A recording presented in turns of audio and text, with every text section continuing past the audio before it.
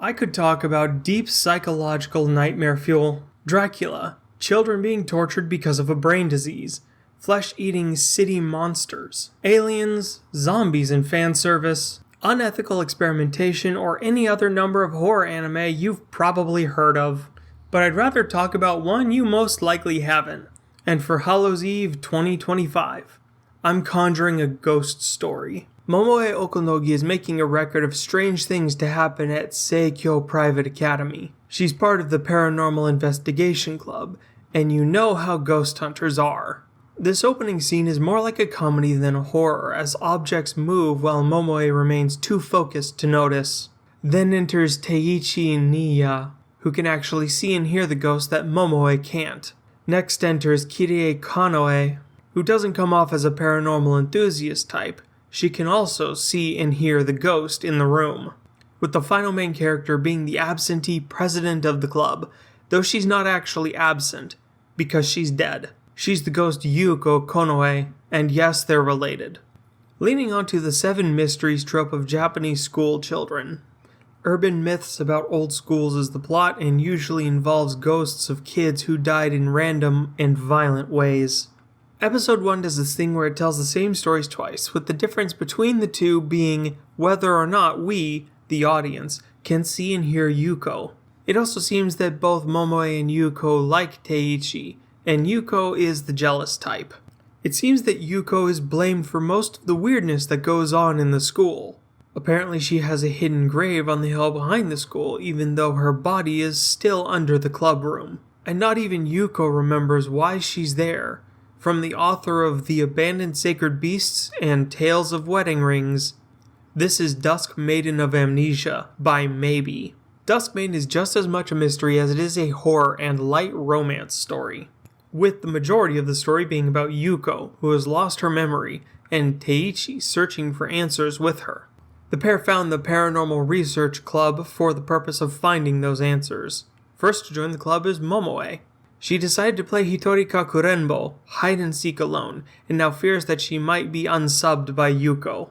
Hide and seek alone being a creepypasta from 2chan back in 2006. It's been referenced repeatedly throughout Japanese horror, and even has been referenced outside of horror with series like 2.5D Seduction, chapter 167. Taichi's introduction with Kirie involves a story about disappearances with an undertone of lingering regrets. Yuko is Kirie's great aunt, and she seems to have issue with how Yuko is attached to Teiichi. Then we get our first answer to what happened. Yuko's leg was broken, but there was also an ominous shrine hidden underneath the school, like it was sealed away. But from the context clues we've already been given, something evil definitely happened to Yuko. And she might not be the only supernatural entity haunting the school, even if she might be the most aggressive one. In 2008, Gangan Joker, what a magazine name. The same magazine to publish Akimi ga Kill, Kakegurui, and Ragna Crimson would begin publishing this supernatural horror that's largely been forgotten or overlooked by the anime and manga market.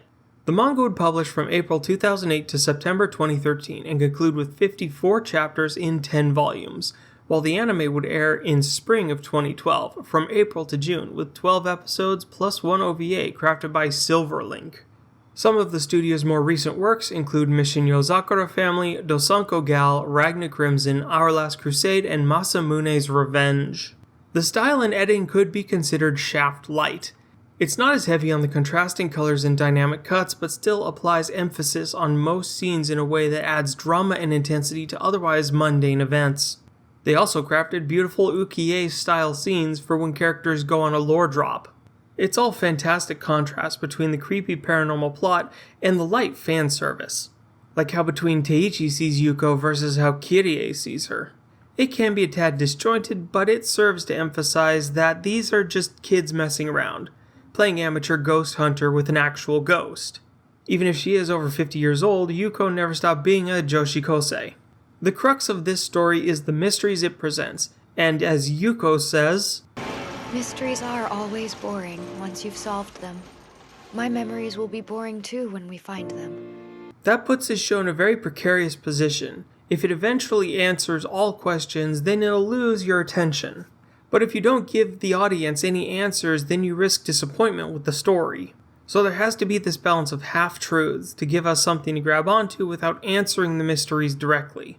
But that ends up being repeated suggestion, without directly referencing thought forms, and even tulpas. Most of the school's mysteries are attributed to Yuko, because they're actually her fault. Things moving by unseen hands, knocking, general poltergeist activity, that's actually because Yuko is doing those things. No one can see her, hear her, or touch her, and she gets bored. But then there are the other mysteries. The Stone of Curses, the Red Man, Yuko's shadow. Things that are manifest in the mind taking form. In regards to Yuko, we do eventually get answers for most things. How she died, why she died. But still, there are parts of her story that remain unanswered. I get the idea that ghosts can linger because of regrets. But Yuko's shadow being a completely separate mystery in and of itself. Ghosts shouldn't normally be able to pull things like that. And the shrine under the school indicates there was something deeply otherworldly going on that led directly to Yuko's death. By the end of the series, we get basically every important answer that we should get, but there are a bunch of side threads that just remain unanswered. And the OVA doesn't really add anything special to the plot. It's mostly just fluff and fan service. It's not a bad thing. It just doesn't offer any substantial addition to the story, though it does expand on Kirie's character. And it really wouldn't be weird to come to the conclusion that this show isn't a horror at all. It doesn't follow most of the hallmarks that Western horror has familiarized people with. It's not overly bloody, graphic, or violent. There's no demon, cult, or killer going around threatening people.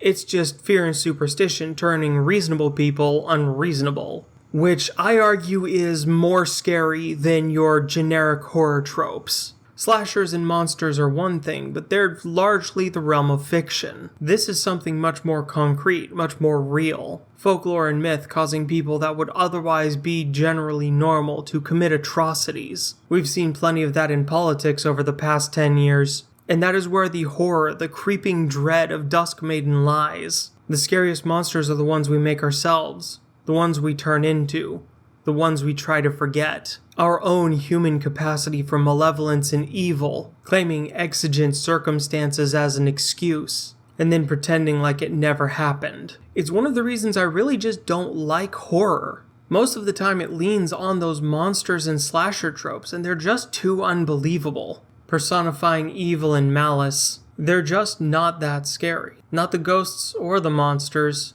they just don't exist. But people exist, and through the claim of fear, they will group together and commit atrocities. Now that is scary. I am the NBT. This has been the Noble Weeaboo. Like or don't, sub or don't, and thank you for watching. Yuko is the Dusk Maiden, a tragedy persisting. A ghost girl choosing amnesia instead of existing with the malevolence that cursed the world around her. Have a safe Halloween, and try not to forget, lest you make your own monsters.